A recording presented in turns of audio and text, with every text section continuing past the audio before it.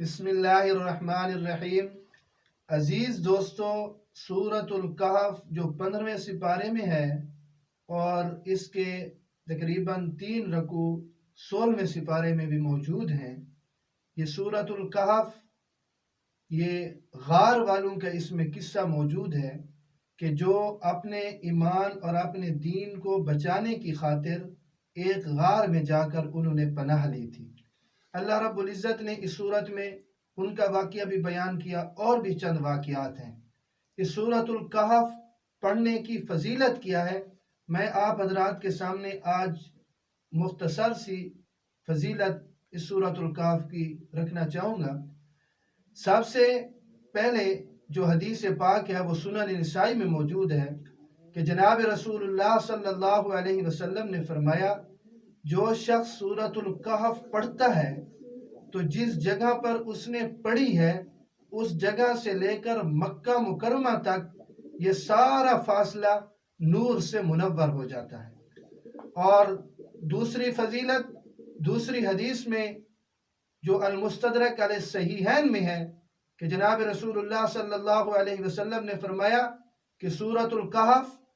پڑھنے والے کے لیے ایسا نور پیدا کر دیتی ہے، دوسرے جمعے تک یہ نور جگمگاتا رہتا ہے۔ اور تیسری فضیلت تیسری حدیث جناب رسول اللہ صلی اللہ علیہ وسلم نے فرمایا،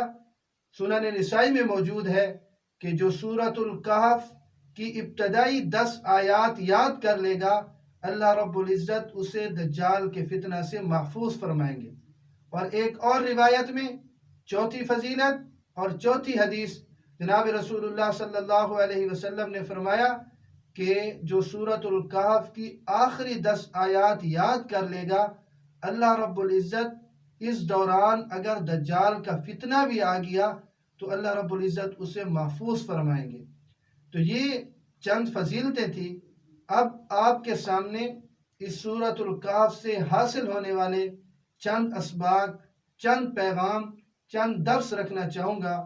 کہ سب سے پہلا سبق اس سورت سے یہ حاصل ہوتا ہے کہ کوئی بھی کام اس کائنات میں اللہ رب العزت کی مشیت اور اللہ رب العزت کی مرضی کے بغیر نہیں ہوتا۔ اور اس سے حاصل ہونے والا دوسرا سبق وہ یہ کہ جو اپنے دین اور ایمان کی حفاظت کرتا ہے، اللہ رب العزت اس کے وجود کی حفاظت کا بندوبست فرماتے ہیں۔ اور نمبر 3 سبق اس سے یہ حاصل ہوتا ہے کہ جس کو بھولنے کی بیماری ہو،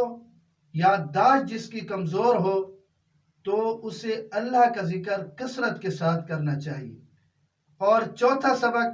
اس سورت سے یہ حاصل ہوتا ہے کہ بوقت ضرورت اپنے ایمان کو چھپانا اور دین کی خاطر ہجرت کرنا بہت بڑی نیکی ہے۔ اور 5واں سبق اس سے یہ حاصل ہوتا ہے کہ رزق حلال کا اہتمام کرنا چاہیے اور ہمیشہ حلال ہی کھانا چاہیے، حرام سے اجتناب کرنا چاہیے۔ اور چھٹا سبق جو اس سورت سے ہمیں حاصل ہوتا ہے وہ یہ ہے کہ اصحاب کہف کو اللہ رب العزت نے 309 سال تک سلائے رکھا اور پھر اس کے بعد انہیں جگایا۔ تو اپنا ایمان، عقیدہ اور یقین اس بات پر پختہ ہونا چاہیے کہ ہم نے بھی مرنے کے بعد دوبارہ زندہ ہونا ہے۔ اور